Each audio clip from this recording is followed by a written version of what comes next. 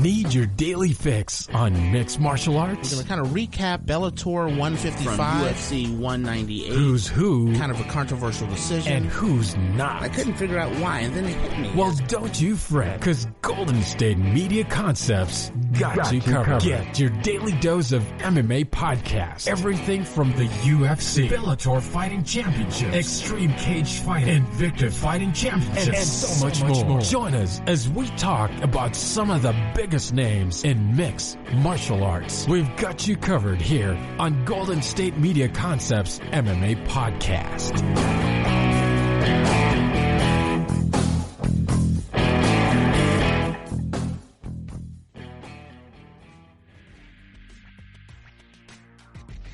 Thank you for tuning into the GSMC MMA Podcast, brought to you by the GSMC Podcast Network. I am your host, Arnel de Leon, and I'll say it again, I hope you are doing fine for yourself. You are healthy, you, your friends, your family, you're all fine, whether you live in the States or internationally, you are all healthy during a time of major uncertainty. And so UFC 249 just happened. On the last episode, I reviewed every fight that happened for UFC 249. It is a great show. I recommend everybody to go watch it. Justin Gaethje versus Tony Ferguson was great.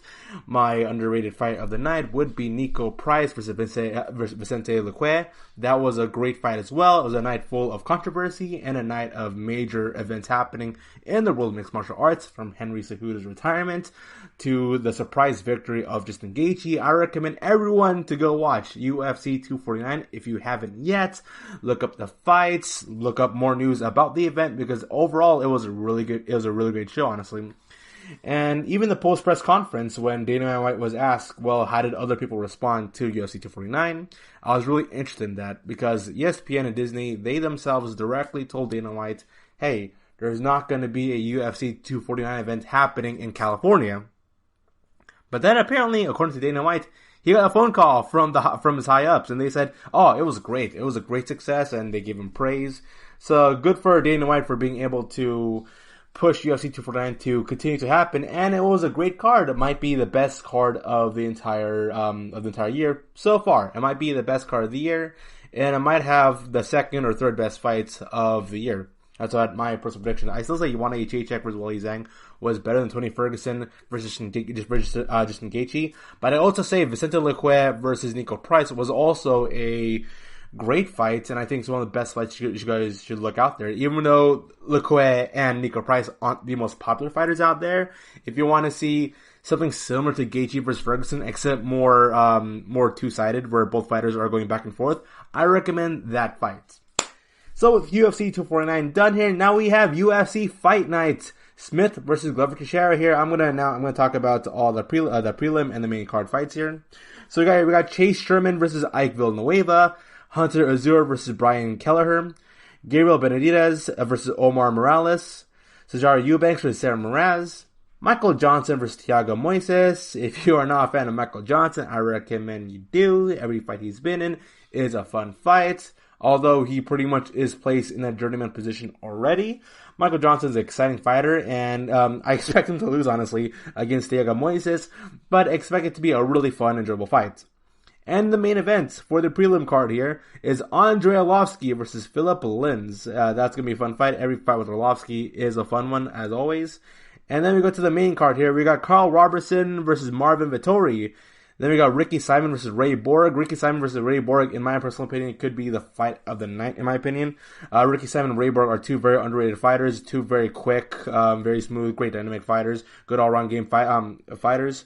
So I say Ricky Simon versus Ray Borg might be the fight of the night of this entire card here. That's my prediction. Hopefully it turns out great. I think that fight is going to turn out really great.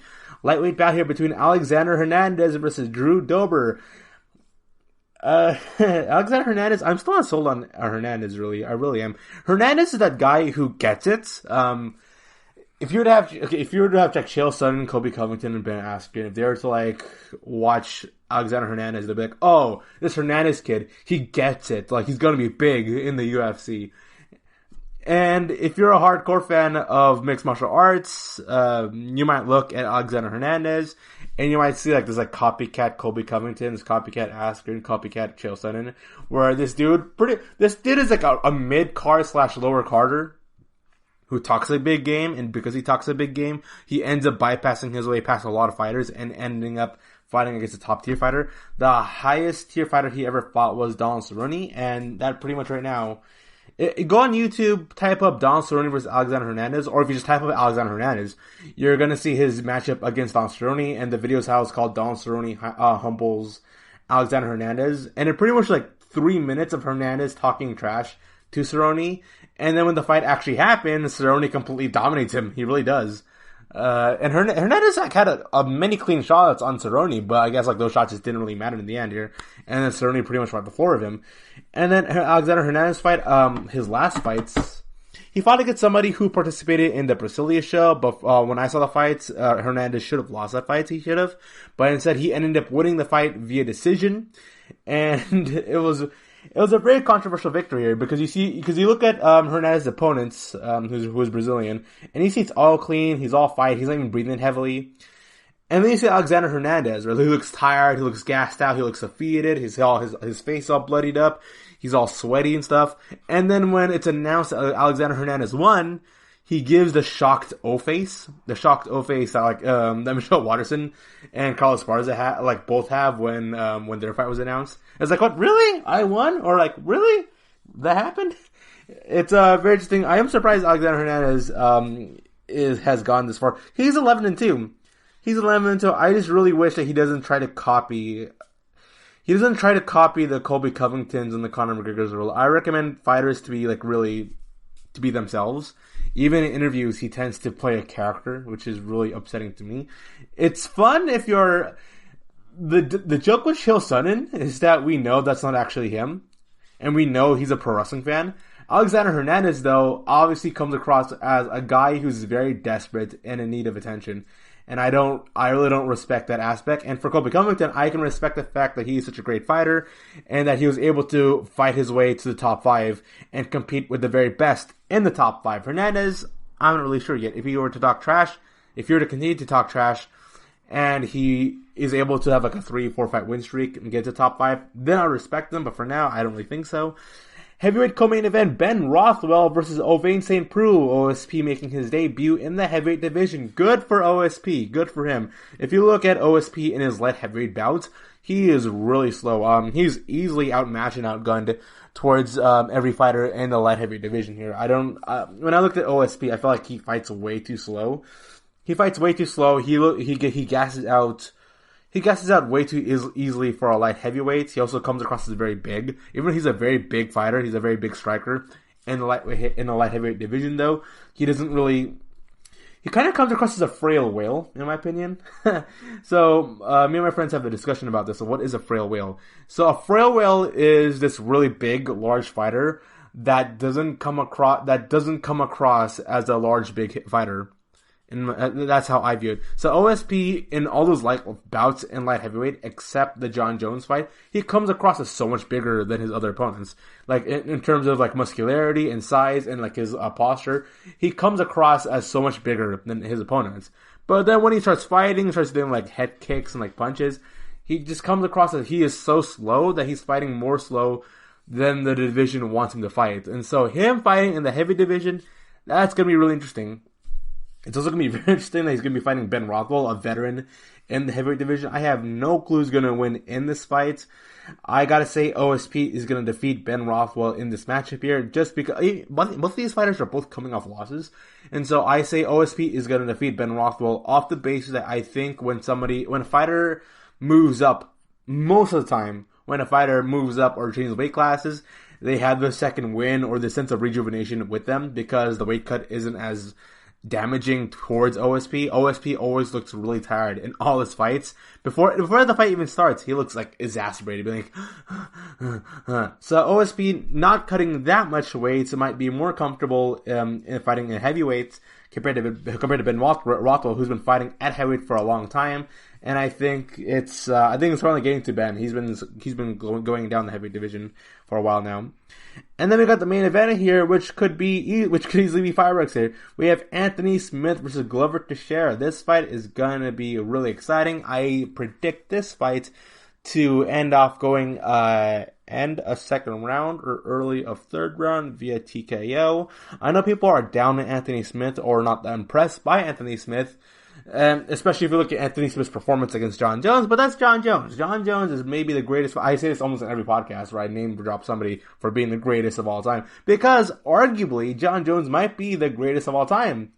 Now there's a huge asterisk to John Jones, but Anthony Smith does have the ability and the skills to go and take on somebody like in the likes of like Glover Teixeira and Alexander Gustafsson. The problem though is that John Jones was such a good fighter that he pretty much nullified Anthony Smith's game here. So for Glover Teixeira versus Anthony Smith, this could really go either way here. Yeah, I say this is a coin flip really. I'm not really sure who's going to win this fight. And so coming up right after the short break here, I'll be covering some more MMA news right here at the GSMC MMA podcast. You really can't underestimate the importance of having the right creative work for your brand or your product. Whether it's a logo, a website, a book cover, or an ad campaign, you really need a quality design to make that big difference pop and deliver your overall engagement and success in a competitive market. That's where Design Crowd comes in. Design Crowd has over 750,000 designers from Sydney to San Francisco ready to help you with awesome creative ideas. They make crowdsourcing work for you. So if you need a logo or you're working on your creative branding, you can go to designcrowd.com and post a brief describing the design you need. And then within about 2 to 7 days, you'll receive up to over 100 different designs from designers around the world. Then you pick the best design and approve payment to the designer. So you're only paying for the design that you want. It takes a lot of the guesswork out of freelancing and out of crowdsourcing. And you don't have to be a huge company like Harvard Business School to use Design Crowd, although they have used it as well. You can start a project on Design Crowd for as little as $99. And if you go right now to designcrowd.com/health and wellness or enter the promo code health and wellness on their website, then our health and wellness listeners will receive up to $150 off of your design project. That's designcrowd.com/health and wellness or entering that promo code health and wellness. Check out the show built around the women of MMA. From the UFC to the extreme cage fighting, we got the fights covered. Listen. It's the Golden State Media Concepts Women's MMA Podcast. The latest news of upcoming fights, discussions of previous matches. Join us as we talk to and about the biggest names in women's mixed martial arts. Past, present, and future. When it's the women's fight game, you know where to listen to. The Golden State Media Concepts Women's MMA Podcast. And welcome back. So it was reported that the fight between Uriah Hall versus Jacare Ronaldo Souza was cancelled because Jacare was tested for COVID-19. It was very shocking. It happened the nights before UFC 249 happened, and it was the absolute worst case scenario Dana White could imagine. Though, good thing Dana White and the UFC brass was able to prevent Jacare Souza into getting into the octagon in the night of UFC 249. Good thing he was tested, because if he were to go out there, because if he was tested for COVID-19 and he still performed, oh man, I can easily imagine all the UFC events happening and maybe being canceled. It would be a complete PR disaster, and we wouldn't see mixed martial arts for a while. We wouldn't, and not only that, because Dana White got called by several commissions, athletic organizations, talking about, hey, how do you get UFC 249 from happening? I'm pretty sure the NBA, MLB, NHL, NFL, all the commissioners called Dana White. Dana White said this himself, like he had people call him, and they were asking him, hey, how were you able to successfully run the show? What's the process? How do you do this? How do you do X and Y? And if Dana White were to let Jacare Souza continue to fight onto UFC 249, and then it was made public that he had COVID-19, then things could have ended off really badly for the UFC, and we wouldn't expect UFC shows happening in May, and we also wouldn't expect sports shows happening anytime soon. So, good thing for Dana White and the UFC for following the proper health procedures. That was the big scare happening when talking about UFC 249. We're like, there shouldn't be any event happening at all for sports, because if a fighter were to be sick, then he would make other fighters sick, and it would create a huge calamity. Things would get a lot more worse. Well, guess what? Dana White was able to go and make sure that doesn't happen. He was able to follow medical and health procedures, and he prevented a huge crisis from happening. So good for him to doing that. Though it is reported here by Yahoo Sports, the UFC deviated from health and safety plans numerous times at UFC 249. This coming in from Chris Quick. As of May 13, 2020, UFC 249 was supposed to set an example for all other sports leagues. If handled well, the event, one of the first to take amid the coronavirus pandemic, could have been a blueprint for other leagues to follow. While UFC 249 went off without many hitches, the event wasn't exactly as safe. The UFC deviated from a number of safety procedures it was supposed to follow during the event, according to Kevin Drapter of the New York Times. The Times acquired a 25-page document which outlined all the health and safety precautions UFC was expected to take for UFC 249. Commentator Joe Rogan was a major part of those deviations, as he insisted on shaking hands with every fighter, including a bloody Justin Gaethje. On Saturday at UFC 249, Justin Gaethje and Rogan shouldn't have touched, let alone stood within 6 feet of each other. There was supposed to be no face-to-face in-octagon post-fight or backstage interviews according to the plan. Instead, interviews would be conducted via headset with UFC interviewers or commentators who will be stationed in a separate arena zone. The UFC said ahead of the event that it would not permit interviews inside the octagon during UFC 249. Wrapping up the televised event, the analyst Daniel Cormier explained how Rogan had received permission to do interviews that violated social distancing guidelines. "You threw a fit before the show," Cormier said to Rogan. "This is insane. Everyone's been tested. We're all clean." UFC President Dana White also ignored safety protocols, refusing to wear a face mask and gloves. While those involved with the event felt it was safe, UFC 4N didn't go off without a significant issue. A day before the event, Ronaldo Jacque Souza and two of his cornermen tested positive for coronavirus. Souza was taken off the card, and UFC 249 went on as planned. UFC Fight Night, Smith vs. Glover Teixeira, is expected to take place Wednesday, which is today at the time of this recording. It remains to be seen whether UFC will pay closer attention to safety protocols during the event here. Now, Joe Rogan, knowing the personality that Joe Rogan has and his attitude towards generally life and stuff, if you listen to the Joe Rogan podcast, he doesn't want to be bossed around. He doesn't like the idea of somebody holding him. He doesn't like the idea of rules and restrictions. And so when someone told Joe Rogan, "Hey, Joe, you can't go in there for interviews," I'm pretty sure Joe Rogan was like, "You know what? No, I am going to continue to go and do interviews. I'm going to shake all the fighters' hands here. You can't tell me what I can't do." That's just a aspect of Joe Rogan there. You have to expect stubbornness when it comes to him, though. I expect not to have any interviews happening for the UFC Fight Night or UFC on ESPN events happening in the month of May. The reason for that is because Joe Rogan, he only does color commentary as it pertains to the major UFC numbered shows. So UFC 249, UFC 250, UFC 248, UFC 79.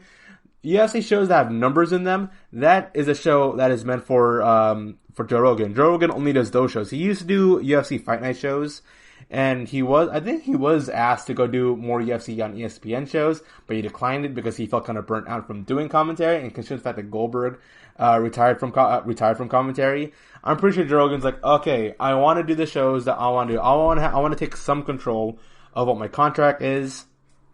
This isn't even the first time Joe Rogan has went against protocol. There have been times when Joe Rogan he's talked about this extensively on his podcast, where he got the headset on and he's hearing multiple voices. He's hearing the director. He's hearing the camera people. If you've ever worked in a television production crew ever, when you see someone wearing those headphones, even if you see a cameraman, if you see a cameraman for the Conan O'Brien or Jimmy Fallon show, they're wearing these big headphones. And you just see them pointing at the camera. What you don't know is that in those headphones, you've got a bunch of voices. You got 5, maybe 7 voices happening at the same time. When I was working as a production crew member, where I had to go wear the headphones on, I had the director to listen to. I had to go listen to the script manager. I also had to hear the voice of every single person who also is operating a camera. So if you have 5 cameras, you're hearing 4. So if there's 5 cameras and you're one person, you're hearing 4 other people who are also on camera, who are also working the cameras, and then you're hearing the audio director, and then you're hearing the video director, and then you're hearing the director, and then you're hearing the director's assistant, and then you're hearing the writer also, then you're hearing the script manager. Pretty much, there's a bunch of voices going on in your head. So for Joe Rogan, when he's wearing the headphones, he's listening to a bunch of voices from different sources, from different people from the production truck. He's hearing Daniel Cormier's voice. He's hearing other people's voices. He's hearing members of the production crew. He's hearing multiple voices going on in his head, and he's talked about it, how annoying and bothersome it is, and how distracting it is for him when he's doing commentary. And he even retaliated when somebody was asking Joe Rogan, hey, prep up the commercial, or prep up an ad, or talk about this, or talk about X, or talk about Y.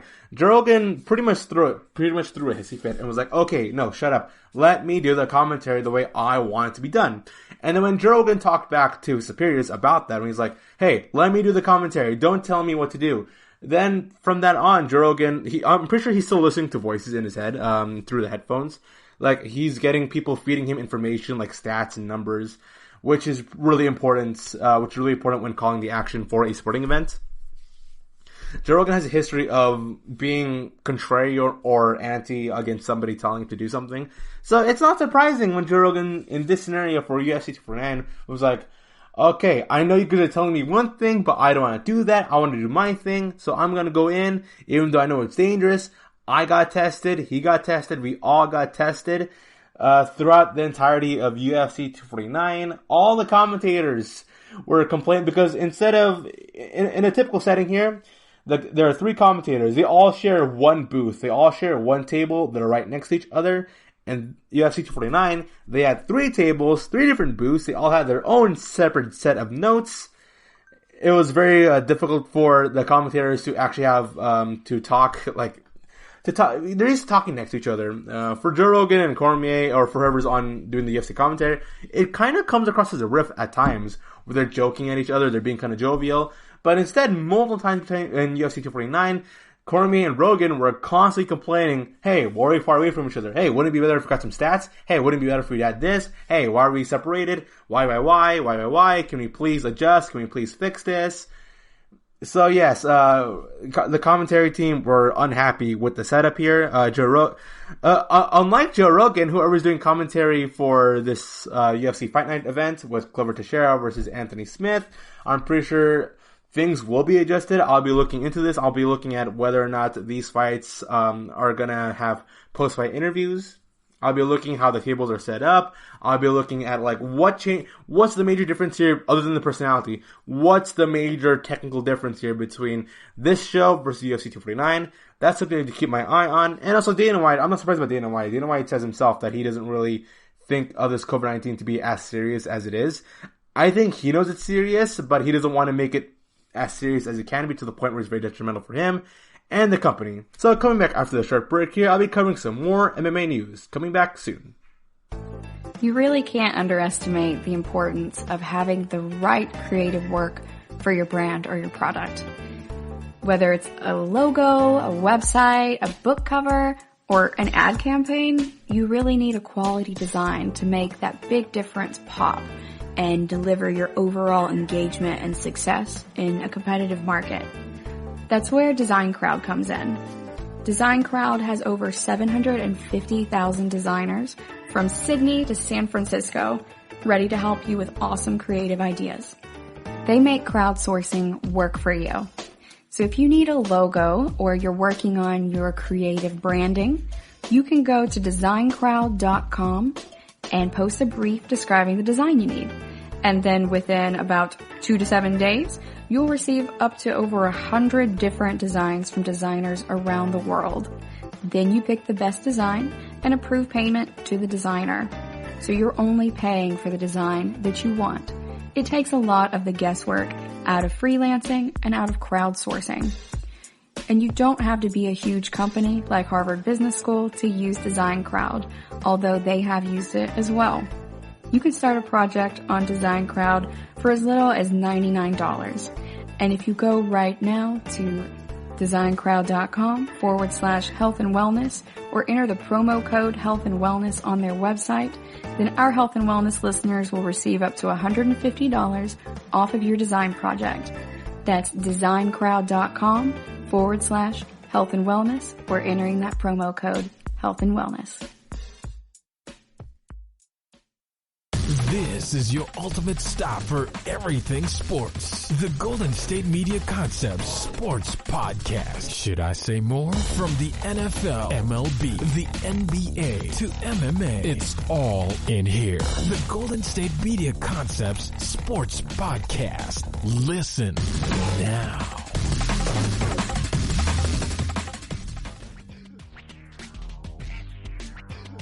Hello and welcome back here. So we're discussing UFC along with coronavirus. Even though coronavirus is a plaguing topic, it's prevalent everywhere and anywhere in the world of sports here. And we're discussing UFC 249. One thing that was very noteworthy was the fact that Joe Rogan was doing interviews and shaking hands and being close to fighters. And because of that, there were reports going on that people were saying, hey, UFC weren't following health and safety procedures. There was a document out there that showed that highlighted everything UFC was supposed to do, and it broke some of it, including Rogan, doing post-fight interviews. It was originally planned that Joe Rogan would do interviews via, through a headset or through a headphone or digitally, but instead he actually went to the octagon and interacted with all the fighters, thus increasing the chances of coronavirus spreading. Now, I personally believe that's just Joe Rogan being kind of contrarian and saying, no, I don't want to follow the procedures. I do what I do. You can't let me do what I don't want to do. And this is being now reported in from SB Nation. The UFC postpones May 23 event to May 30 to an undisclosed location. This could be in Las Vegas. When the UFC found a way to get back up running amid the pandemic, it immediately packed the month of May with four fight cards, three of which were to take place in Jacksonville, Florida, while the final one scheduled for May 23rd was targeted for the UFC Apex facility in Las Vegas. But as of Tuesday, the UFC is reportedly tweaking its scheduling. Close sources have informed MMA Junkie that the company will push back its May 23 card to May 30th. A formal announcement is set to be made, and the venue remains unclear.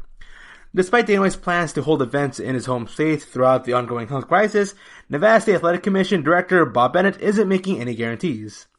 We will see what the data reveals based on the science of COVID-19 and move forward accordingly, Bennett said in an April interview. We are closed until further notice, and once again, the data from the science will determine future events accordingly. In the same way, Nevada Governor Steve Sisolak affirms he is putting his citizens' lives ahead of any dollars. That is a reference towards Florida, because the reason why Florida is having WWE and AEW and why they're having events happen in Florida for the UFC, why it's being talked about that there could be an NBA playoffs happening in a closed facility in Florida. There's a lot of sketchiness behind that involves a lot of money and a lot of advertising, a lot of revenue going into the state of Florida. So I think this is the governor of Nevada taking a jab at the governor of Florida. So the intended headliner of the May 23rd card is a welterweight bout between former champion Tyron Woodley and Gilbert Burns. Other targeted fights include Mackenzie Dern versus Hannah Cyphers, Klitso Abreu versus Jamal Hill, and Blagoy Ivanov versus Augusto Sakai. So those are the fights that are really going to be set up then. It's going to be moved back by an extra week. I think that's a good thing for the fighters. It gives the fighters an extra week to go prep time. And also it's reassuring that the fighters had this extra week so their weight cut can go a lot more smoother. All this stuff is happening. I feel bad for the fighters in that a lot of the match cards, a lot of the matchups, a lot of fighting, a lot of training camps, a lot of things when it comes towards their career of their fight game here is very spontaneous, very improv. It's like, okay, I got a fight coming up in 5 weeks. I got to train right now for this top tier fighter. I got to go do the weight cut. I got to plan everything. I got to prep up my training camp, blah, blah, blah. I got to do this among coronavirus, so I don't have a gym to go to, so I don't have a steam room or a sauna room. There's a lot of things going on. Daniel Cormier talked about this in the UFC 49 event, where he's talking about how he thought it was a huge struggle it is for UFC fighters to go and make weight, because Jeremy Stephens was 0.5 pounds above his weight limits for the fights, and because of that 0.5, Daniel Cormier talked about how it was a struggle for these fighters to go make weight because without the saunas, without the steam room, it's so difficult to go lose weight naturally without body manipulation happening through steam and through dehydration. So right now, I'm happy for the fighters. They have an extra week prep time to get ready for this fight. I say that the reason behind this was the fact that I think Dana White is talking with Governor of Nevada, and the Governor of Nevada is like, okay, UFC 249 happened, and it's reported that you guys didn't follow all the health procedures, you didn't follow all the plans, and you have an employee go against company policies and going against orders of regulation just so he can go do his own thing. Let me see these other UFC events and see if you guys can go alter or change your ways. The good news though, Joe Rogan is not going to do commentary for any of the UFC Fight Night or ESPN events here. So the governor of Nevada will look at this and he's not going to see the one person again, going against regulation, going against protocol to go do his own thing. So that's my estimated guess here. And here's the thing: even if the governor of Nevada were to say no, Dana White can easily be like, okay, the event is not going to happen in Las Vegas. All right, it's now going to happen in Florida again. No matter what, they have an event lined up. They can get an event booked. I think Dana White he personally wants the event to happen in Las Vegas. That's his main goal right now. And so with fight cards being shifted here, it is now being reported by ESPN that UFC's Dana White expects Khabib Nurmagomedov and Justin Gaethje to happen on Fight Island. UFC President Dana White said Tuesday that he expects the lightweight unification bouts between champion Khabib Nurmagomedov and interim champion Justin Gaethje to happen on Fight Island this summer. This summer? Wow, I don't know. Really, isn't that too soon? I don't know if it will be the first one, but it will be on Fight Island unless miraculously the world comes back together faster than I think it's going to be, White said on ESPN 1000 Chicago. Dana White said the infrastructure on the island is currently under construction. Hopefully it'll be done by mid-June, and I could put on a fight that weekend that's done or end of June. Dana White is planning for Justin Gaethje versus Tony Ferguson to possibly fight in July. That is very interesting to me, considering the fact that Justin Gaethje, within the span of 2-3 months, was able to... this could happen for Justin Gaethje. In the span of 3 months, he potentially can defeat Tony Ferguson and Khabib Nurmagomedov within the span of just 3 months of each other. And not only that, it was also reported that Conor McGregor was expected to fight sometime late 2020. So for all we know, in the next 7... Wow. This could be the year of Justin Gaethje. Oh my goodness, it really can be, potentially. I don't really think it can happen, but there's a lot going on here that, considering the fact Justin Gaethje, he's the type of fighter who never turns on fights, and he's perfectly fine going for impromptu fights against fighters who are way ahead of him in terms of a stature within the division. He only had 5 weeks prep time to prep up against one of the best fighters in the world, Tony Ferguson. And now you're meaning to tell me he only has about 2 months prep time to fight against the undefeated lightweight champion, Khabib Nurmagomedov. And if Gaethje were to defeat Khabib, then it would place him in a good position for Gaethje versus Conor McGregor. Because I think one reason why UFC doesn't want to book Conor McGregor versus Khabib Nurmagomedov is because it's pretty sure in evidence that if Khabib and Conor McGregor were to fight again, I can guarantee you, there's a 99% chance that Khabib is just gonna maul Conor again. 99% chance. Is there a chance Conor McGregor could, go for the upset victory in Khabib? Yes, there's a chance. Same way there's a chance for me to defeat Alistair Overeem in a fight. But it's not gonna happen. It really isn't. And then Gaethje versus Conor McGregor, that's a big money fight. That's a fight that Conor McGregor, I think he would easily sign up for. I think he'd be hesitant on fighting against a Khabib. But if it's Justin Gaethje versus Conor McGregor, two fighters who fight, they both perfectly match up well with each other. It just same way with Gaethje and Ferguson, both of them match up perfectly well for each other in terms of fighting style. It just Gaethje outperformed Ferguson on that night, and so if there's any type of fighter that Conor McGregor would love to go get in the octagon with, that he knows he has a chance with, it's against a fighter like Justin Gaethje. I feel bad for by throwing Khabib under the bus really here, by not really respecting his game and thinking, oh, Gaethje's going to defeat Khabib. But really, it's so astounding that there's a chance here for Justin Gaethje to become the best lightweight in the entire division and be one of the premier best fighters of all of UFC and be one of the greatest fighters in UFC history in the span of the next 7 months here. He potentially can be that. Now, do I think it's going to happen? If I was Justin Gaethje's fight camp or cornermen or trainers, I would say, you know what?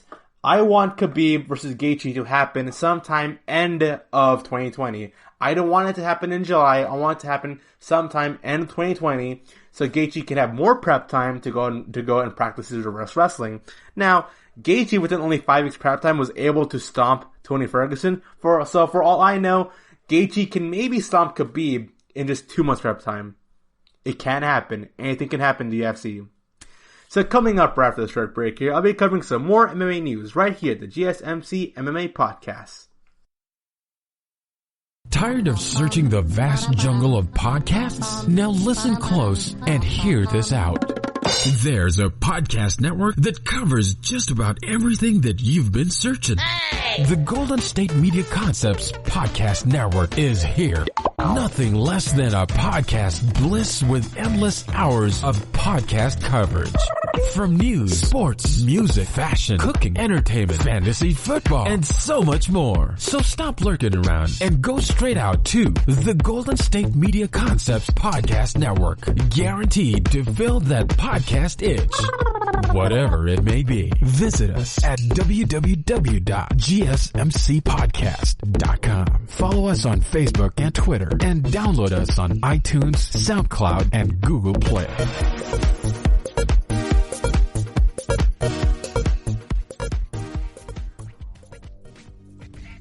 And welcome back here. So it was talked about that Dana White wants to push for a Justin Gaethje versus Khabib Nurmagomedov fight happening possibly sometime in July at Fight Island, which is astounding to me. I can't believe that Gaethje is going to be prepping up to fight against two of the best fighters in the lightweight division within just 3 months' time. That to me is amazing. And if Justin Gaethje can do that, then I'm incredibly impressed. And Gaethje is pretty much buying his way into being one of the best fighters in the entire world, without a doubt. It really is astounding, because I don't think anyone would have predicted this Justin Gaethje just a year ago. I don't think people would. So Justin Gaethje, he might be prepping up against Khabib Nurmagomedov, and then after fighting Khabib, he might prep up against Conor McGregor, since there's already an underlying feud there. There kind of is a Twitter beef between Gaethje and Conor McGregor.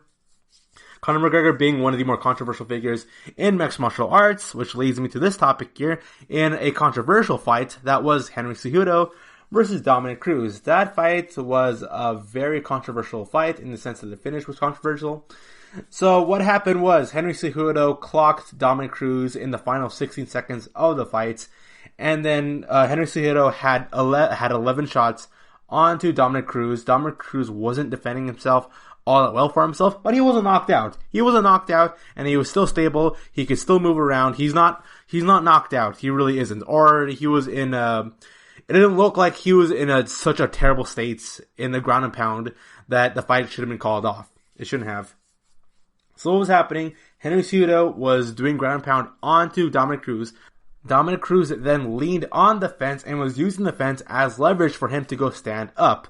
Also, it is noteworthy here that the round was about to end 2 seconds later, right after the referee called the fight. So even though Dominic Cruz didn't look like he was really knocked out, or he was down for the count, or the fight continued, the reason why the referee comes in to stop the fight immediately is to go protect the fighter. But in this situation, I felt like Dominic Cruz was not in such a bad position, in the fight here, that he could have held off for another extra 2 more seconds here. It wasn't like he was limp and Henry Cejudo was just like destroying Cruz on the ground here. Dominic Cruz was slowly making his way up. He looked like his motor ability was still active, and he was trying to fend off. It didn't look like his eyes wasn't widened out. He didn't look all dazed. He looked like he got his game. He was just trying to figure out what to do. This is a problem that a lot of UFC referees have a tendency of doing, which a lot of people are upset about. And the fact that if you are, this is also in a real fight, this happens all the time. So in the fight, when a fighter gets punched in the face really hard, they fall over. they fall over, and then you have to give them about 3 to 5 seconds for them to recover from the first initial punch.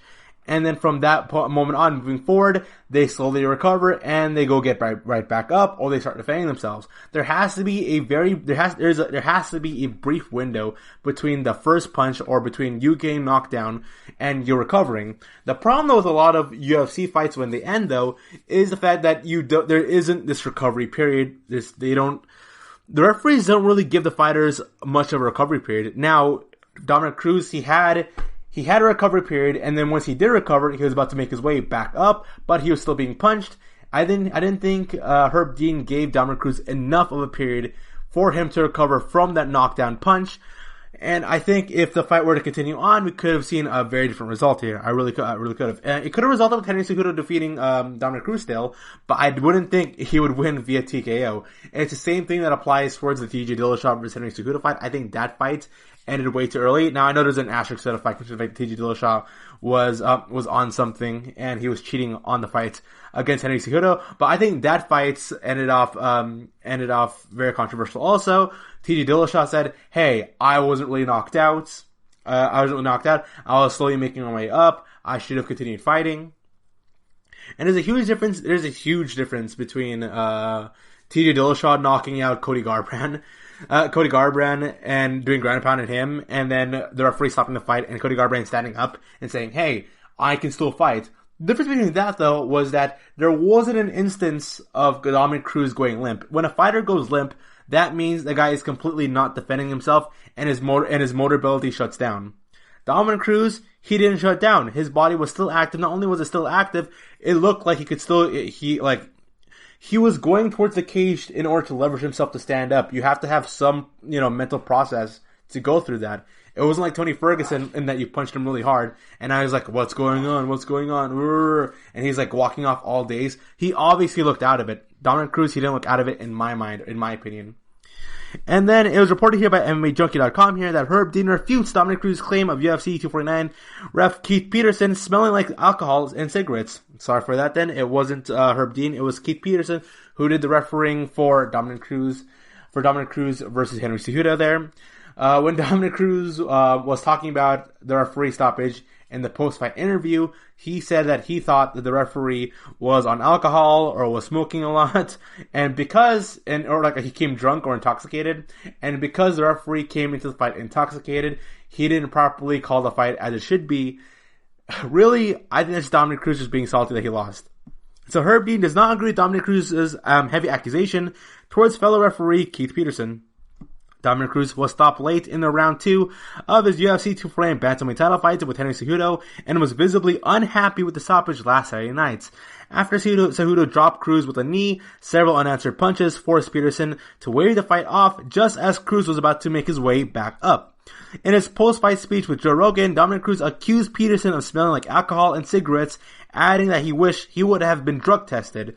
But Dean says he was around Peterson before the fight and didn't sense like he was under the influence. "I didn't smell alcohol on Keith Peterson," Herb Dean told internet personality The Schmo on Tuesday. "Keith Peterson was around us all day, and I'll tell you this. If any of us suspect that someone's been drinking the day of the fight, there's no way any official is going to let that pass. We're going to call someone out. This is a very serious job we do." In terms of stoppage, Herb Dean defended Keith Peterson's decision, chalking it up to a matter of unfortunate timing and a difficult spot to be in for both him and Cruz. "I would just say it's a very tough situation," Dean said, "because Dominick got hurt, and when someone gets hurt as a referee, your job is to manage the threat that's coming after them while they're trying to recover and get their facilities about them and be able to do the right things. And it was quite a while, and there was a lot of shots coming while he was trying to get it together. Keith Peterson made a decision based on what he saw, and I think it fits within the standards of stoppage. The situation changed in a split second, and that's a bad situation for anybody." So, is the situation what we want? Of course not, but looking at it, can I see anything he did wrong that I could have done differently? I don't think so. So Herb Dean's defending Keith Peterson. Throughout the week here, I'll be looking to Dominick Cruz, seeing how he reacts to the entire situation. But, I kind of agree and disagree with Herb Dean. I say it's consistent. I say Keith Peterson's stop with Dominic Cruz is consistent officiating if you're to compare that with other MMA bouts out there. But when the fight was called off and Cruz was labeled, and Cruz's fight against Henry Cejudo was labeled TKO, Joe Rogan and Daniel Cormier brought up the Shane Carwin versus Brock Lesnar fight. And in that fight, if you were to bring Shane Carwin versus Brock Lesnar now to 2020, and yet Keith Peterson or Herb Dean officiating that fight, Shane Carwin would have won that fight. That's the truth. Shane Carwin was wrecking Brock Lesnar to the point that it looked like, even Joe Rogan said, it looked like Brock Lesnar shouldn't have won the fight. If in most cases, if the referee wasn't super lenient, Brock Lesnar would have lost that fight. But guess what? Brock Lesnar won the fight. He did. He had the comeback victory. It was one of the best title fights of all of UFC. It was an exciting finish. And I recommend every fighter, and everybody was talking about it when it happened. Everyone's like, wow, Brock Lesnar, he's a tough SOB. Look at him. He was able to persevere through so much and was able to go for the comeback victory. I think UFC referees, I understand their job is to protect the fighters. But I also think they get a little bit too invasive at times, in my personal opinion. Yes, the goal is to protect the fighters, but also I want to give the fighters a chance to go and make the comeback. I understand that Herb Dean's perspective would be like, okay, our job is to go protect the fighter, because if he gets hurt anymore, then he could have permanent injury. But in the situation of Dominic Cruz versus Henry Cejudo, it was only 2 seconds. It was just 2 seconds, to which Dominic Cruz wasn't even limp. He was still active. He still had his motor ability. He didn't look out of it. He didn't look dazed. I agree with the referee in stopping the Tony Ferguson fight. I agree with the referee when stopping the Nico Price versus Vicente Luque fight. I don't agree with the referee when the referee had to go stop Dominic Cruz versus Henry Cejudo, because I think Dominic Cruz should have been given more of a fair, proper chance to go fight back. That's what I believe. This is your ultimate stop for everything sports. The Golden State Media Concepts Sports Podcast. Should I say more? From the NFL, MLB, the NBA to MMA, it's all in here. The Golden State Media Concepts Sports Podcast. Listen now. And welcome back. So we got a plethora of MMA news here coming in from SB Nation. Starting off with UFC veteran Tim Gorman arrested in Nebraska for drug charges. So as reported here, that Gorman has been charged with 2 counts of possession of controlled substance, possession of marijuana, more than 1 pound, possession with intent to deliver, and possession of money during a drug violation, and is currently held in Buffalo County Jail. Gorman's stretch in the UFC did not last long, though some of that was due to bad luck. An injury forced him off the Ultimate Fighter, but he was nevertheless brought back twice to compete in the Octagon. He suffered a decision loss to a pair of tough customers in Mitch Gagnon and Thomas Almeida, earning a Fight Night bonus in the latter. He won one more fight on the regional scene afterward, but hasn't fought since 2015. So this is another instance of somebody trying to make money on the side here through drug dealing, and what I gotta say is, a lot of these fighters, they gotta be a lot more smarter. Unless you're the top, the cream of the crop in your profession as a mixed martial artist, I think it is very smart for people to go find alternative routes into making money and making income. People retire very young in the world of mixed martial arts. You retire, but most fighters retire before the age of 40. Henry Cejudo retired at the age of 33, which is incredibly young. Dominic Cruz retired at the age of 31. And now he's making a comeback at 35, but he was able to find an alternate career as a commentator. So good for him on that. We've got fighters like Rich Ace Franklin being able to make money as a teacher, being able to make money as a teacher. We got Stipe Miocic being able to make money as a fireman. Amanda Nunes making money off advertising and doing commercials. So yeah, if you're an MMA fighter, they should always have a secondary backup plan. I know people are saying college is a screw job and in college is a waste of time. Kind of yes, but also kind of no. And it would really help for a person to have alternative goals beyond just the octagon. Khabib Nurmagomedov was talking about it. There's a video out there where Khabib was talking to a bunch of kids in Dagestan. And the one question that always kept stopping Khabib ready to like freeze for everything. So a lot of these kids, they would ask him, hey, what do you think about Conor McGregor? And then Khabib will immediately answer. He'll be like, yeah, Conor, man, he's an awful person. He's not respectful, and he's horrible, blah, blah, blah. I like Dustin Poirier. I like fighting. I like my dad. I love my dad. I love my mom. All that stuff, instantaneous. He has an answer. But whenever somebody asked him, or whenever any kid asked him, hey, Khabib, what do you want to do after you retire? Khabib, like, breathes. He goes, I like planting. I've been planting. I've been making my own garden at Dagestan. Things are going well. The fruits that I'm gardening, they're going ripe. And hopefully, during the summertime, they grow well.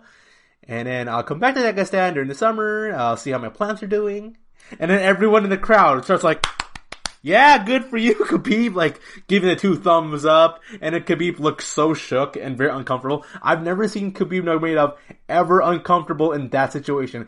Khabib has handled Tony Ferguson and Conor McGregor talking trash to him a lot more better. He handled those 2 people talking trash to him a lot more better psychologically than he did when a kid asked him, hey, Khabib, what do you want to do afterwards? Khabib's response, I like planting and gardening, and I don't mind. I'm gonna go pick up carrots in the summer. Yeah, it's very awkward. It's a very interesting. You get to see if you haven't yet. Go on YouTube, type up Khabib and put kids, and you'll see him talking to a room full of kids, and he gives the most interesting responses there can be. He can be very, very interesting. So it's also being reported in that Henry Cejudo trades insults with undefeated boxer Ryan Garcia. It has been hinted that Henry Cejudo wants to go towards a career in boxing. He says he is done with mixed martial arts. He's done with his love of amateur wrestling. It's also been reported that Henry Cejudo wants to apply for the wrestling team for the Olympics. I don't think so. I think that's just a rumor, really. But Henry Cejudo wants to do something else beyond just MMA. And so now he's talking trash here. This is on Twitter. Henry Cejudo, he still has an image of himself with the 2 UFC belts, even though it's been like months since he had both belts. But he says, now it's coming from Ryan Garcia, you think Henry Cejudo would give me a good fight in the boxing ring? Henry Cejudo responds via Twitter, get the hell out of here, you Oscar De La Hoya wannabe. I'd make you bend the knee in your own sport. At Dana White, allow me to try to fry this fish. Ryan Garcia responds with, my guy, Henry C. is 5'4". You enter the ring with me, you'll end up retiring for good. Just enjoy your championships in MMA. So this is also coming in from MMAfighting.com here that Kelvin Gastelum is suspended by USADA for second doping violation for marijuana. Which leads to Cody Garbrandt, of all people, I don't know why Cody, but Cody Garbrandt saying, why don't you work on catching the real cheaters, blank ass mother effers? On the real, what? Like, on the real cheaters? I don't know who Cody Garbrandt is alluding to when he's saying the real cheaters. I guess he's still salty about TJ Dillashaw. People still bring up his fights against TJ Dillashaw. But really then, like, he lost. He lost that fight fairly, fair and square, really. Not really fair and square. TJ Dillashaw did cheat, in terms of, like, taking illegal substances. And the Cody Garbrandt versus TJ Dillashaw fights, you can say should be overturned to a no contest, but he still lost the fight, and he lost decisively. So there's also being reported in that John Anik respectfully defends referee Keith Peterson's call for the fight of Dominic Cruz versus Henry Cejudo. John Anik says, Dominic Cruz is one of my most cherished friends. That said, I have so much respect for MMA referee Keith Peterson and his track record as one of the best in the business. It's fair to question the stoppage, but I do not like to see this character getting assassinated. I'm pretty sure Keith right now is being destroyed right now via Twitter. And yikes! This is actually just being reported in right now from Yahoo Sports that due to medical issues unrelated to COVID-19, after his weight cut, Carl Robertson has been pulled from his Wednesday bout with Marvin Vettori at the Viceroy Veterans Memorial Arena in Jacksonville, Florida. Today, the UFC Fight Night card headlined by the bout between Anthony Smith and Glover Teixeira will proceed as scheduled with 10 bouts. The announcement comes after Robertson already failed to make weight on Tuesday, so we got a fight canceled for today's show. Robertson stepped on the scale at the beginning of the 2-hour weigh-in window at 187.5 pounds. That is 1.5 pounds above the limit of 186 of the middleweight bout. Robertson and his team had to have known at that point that there would be problems trying to cut weight further, since he could have continued to cut weight and stepped in the scale toward the end of the 2-hour window. When they faced off the following on the weigh-in, Vettori and Robertson were trash-talking with Vettori, please saying, "You're already broke making weight. I can't wait. You're a broken man." UFC Fight Night Smith vs. Teixeira is the second of 3 events of the UFC's promoting in Jacksonville, Florida, over an 8-day span. The live fight marks the first major sporting event to restart the operation since the global coronavirus pandemic engulfing the world. And so there currently is a fight being canceled due to medical issues happening right now for the UFC event of Glover Teixeira versus Anthony Smith. Hopefully other fights don't get canceled.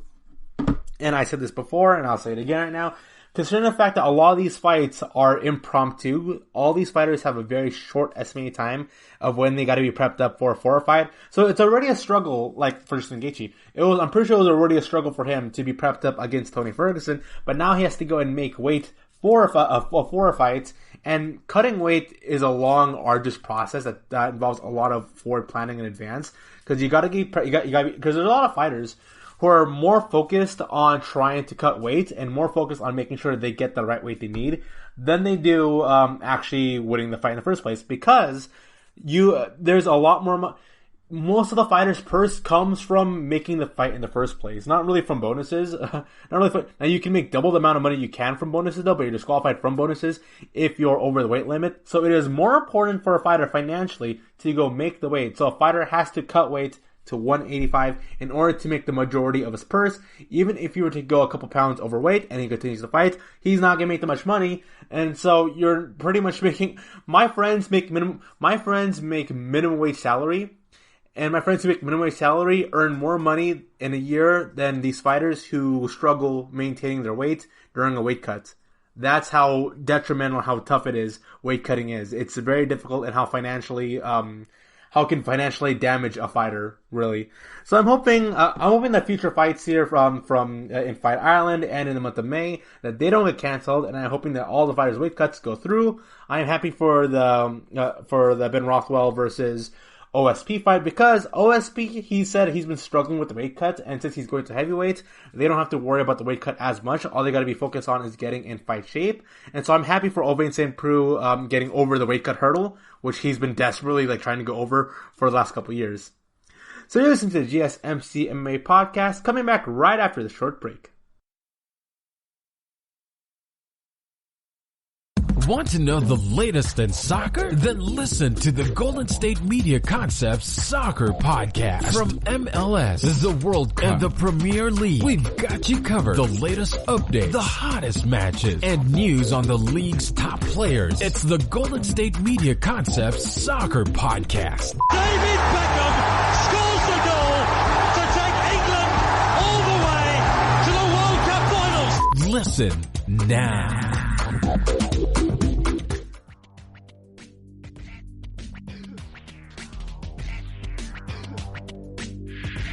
And welcome back to the show here. Now, I've mentioned money and economics a lot of times in this podcast, and the reason for that is because I am a huge supporter that the UFC should have unions, and the fact that these fighters who are risking their lives potentially for the long term here, getting punched in the face, getting long-term injuries, which could really mess you up mentally and physically in the long term, these fighters should be well compensated. My friends, I got many friends and family members who make a whole lot more money. I make almost double the amount of money. Yeah, about double. I make almost about double the amount of money working my job, more than a lot of these fighters do. Beyond this, I also work in the LA County. LA County as a reporter. So in that job where I work as an LA County reporter, I make about double the amount of money as a lot of these fighters do, and I can guarantee right now, my job is a lot more safe. I got friends who work at Google, who work at Facebook, who open up their own businesses that make much more money than a lot of these fighters. And the reason I'm bringing up money right now is because I got an estimation here of how much money these fighters made in UFC 249, and I want to have a little discussion about it. So first off, Sam Alvey, how much money did this guy make? About $65K. He made $65,000 in this one fight. Ryan Spann made about $50,000 this one fight. Charles Rosa, the man who lost in a definitive, he decisively lost against Bryce Mitchell. He made $24K. Bryce Mitchell, a guy who sold a show, in my personal opinion, made about $54K. Nico Price made about $57,000. Nico Price being one half of the fight. Him and Vicente Luque are two fighters who I believe had the best fight of the entire night.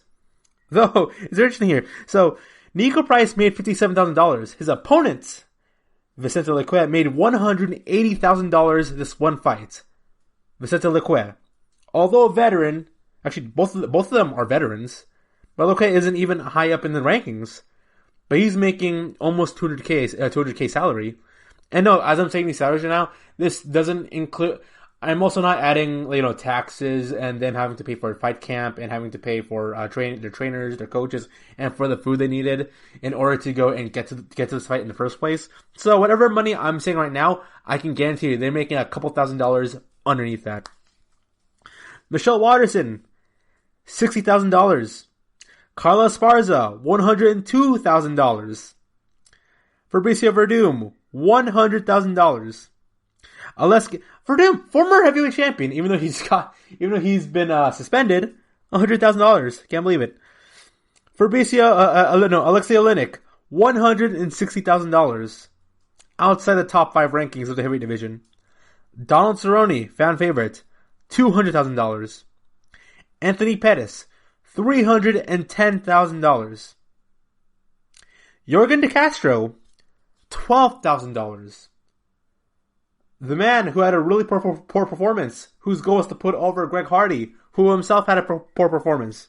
Jorgen De Castro walked off with $12,000. $12,000. I got friends who make $12,000 in the span of just 2 weeks. Yeah, I'm not trying to brag here, but I'm just saying that, alright, $12,000. Greg Hardy, $180,000. So Hardy versus De Castro. De Castro makes $12,000, Hardy makes $180,000. It's easy to see why a lot of people will say, well, salaries are unfair here. Calvin Kattar had one of the best performances of the entire night, $116,000. Jeremy Stevens, a proper veteran of the sport, who although has had a bad run in his past 5 fights, is still a veteran. $46,000. Rosenstrike, $80,000. Rosenstrike, who performed for no less than 20 seconds, made almost twice the amount of money as Jeremy Stevens. He made 7 times as much money as Jorgen De Castro. This match, I can guarantee, Nico Price had a much more better showing and performance. Had a much better performance than Greg Hardy and Rosenstrike. But yet, he makes significantly less money than all than those fighters. Francis Ngannou, $260,000. Fighting for only 20 seconds. Dominic Cruz, a fighter who's been gone from the sport for 4 years. $300,000. Henry Cejudo, who's been the champion, double division champion, $350,000. He's only making $50K more, him, the double champion, over Dominic Cruz. Dominic Cruz is one of the best ever. I'm not denying that. He's one of the best ever in the bantamweight. He's probably, one would say that he was the GOAT of the bantamweight division. A legend in this sport. But why is he making just under what Henry Cejudo is making, despite the fact Henry Cejudo has been busting his butt for the past 4 years over Cruz? Double belt champion. Justin Gaethje, $350,000. Tony Ferguson, $500,000. I say Gaethje should have got a bonus. Okay, so I'm not bringing up any bonuses here. So any of the fighters that I've named right now, they probably made a bonus from it, but then, I'm not including taxes and them spending a whole lot of money, tens of $20,000 of $30,000 onto training camp and getting prepared for fight week, for the workouts, for the coaches, for the food, taxes. So I'm looking at this right now. This really is ridiculous. It's ridiculous that these fighters are being paid so low. And unless you've graduated college and you've gone towards a career, I work in media. The cameramen who you don't see, who's filming these fights, make more money than these fighters. All right, then. The doctors make more money than the fighters. I'm not discounting cameramen and doctors. I get everybody who works in the production crew who's responsible as Y2s are channel cuts whenever you see a fight. Like if Henry or who are making the video packages and putting the stats and putting all the graphics up there and doing all the audio equipment, all the video production stuff. They make more money than these fighters. I'm not disrespecting them. They work incredibly hard. I also work in the production field, and I respect those people for being able to work in a major company like the UFC. But these fighters do need to be more fairly compensated, considering the fact that a lot of money was spent for this organization, and billions of dollars has been invested into the UFC. So where is the money going to? It's going to everything else but the fighters for the most part. And I can tell you right now, it's ridiculous. I have a friend right now she's only in her early 20s. She's working as a nurse, making 6 figs. With that, making 6 figs, only working 5 days, and that's not her working overtime. If she worked overtime, she'd be making $125K, nearly $150K in the LA area. Because it's, the older you get, here's the thing for all the young viewers, for all the young listeners out there. The older you get, the concept of what actually is big money versus what low money is changes a lot. It's strange if you go online. I play a lot of video games. That people will say, "Oh man, $60 for a video game. That is insanely a lot." But in the grand scheme of things, if you know how to micromanage your money, if you depending on where you live, if you know how to handle your costs, $60 isn't a lot. And to a lot of people, making $13 an hour is a lot. To a lot of people, making $15 an hour is a lot. To some people, someone making $1,000 a week is a lot of money. And the average salary in California, the average salary for a person making money is about $70,000 a year. So in the grand scheme of things, not that much. These fighters are not really making that much money, unless these fighters are living somewhere that's not in the California area, or not in Texas, or not in New York, and they're living somewhere else. Then their cost of living is very cheaper. But these fighters, they need to unionize. They need to make more money somehow. And I understand the argument like Dana White would say. He would say that these fighters deserve the money they make based on how valuable they are of an asset to the company. So it really is, I said this before, how much you believe should be paid, should be a non-equation, really. If you believe you should be paid $1 million, or $500K, or $5,000, or $20,000, or $80,000, it doesn't matter what you believe your own value is. All that matters is what your bosses and your owners believe your value is. So even though I believe these fighters should all be paid at a minimum $100K a year to fight for the #1 mixed martial arts company in the entire world, what Dana White believes, if Dana White believes Jeremy Stephens is not worth $100K, he's worth about $50K, then that's what Dana White believes, and that's how business is. And a lot of the UFC fighters, they're always out for themselves. They're always trying to do what's best for them individually instead of the best for the collective group. That's understandable, but because of that mentality, though, we're not seeing all these fighters, they're not making that much money. They really are not. So thank you for tuning to the GSMC MMA podcast, brought to you by the GSMC Podcast Network. I'd like to ask that you please remember to subscribe to the show and write a nice review. That really helps up. Also, if you can please follow us on Facebook, Twitter, and Instagram. Thank you, and have a good night.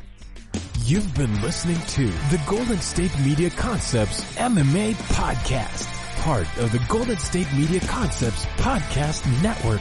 You can find this show and others like it at www.gsmcpodcast.com. Download our podcast on iTunes, Stitcher, SoundCloud, and Google Play. Just type in GSMC to find all the shows from the Golden State Media Concepts Podcast Network. From movies to music, from sports to entertainment, and even weird news. You can also follow us on Twitter and on Facebook.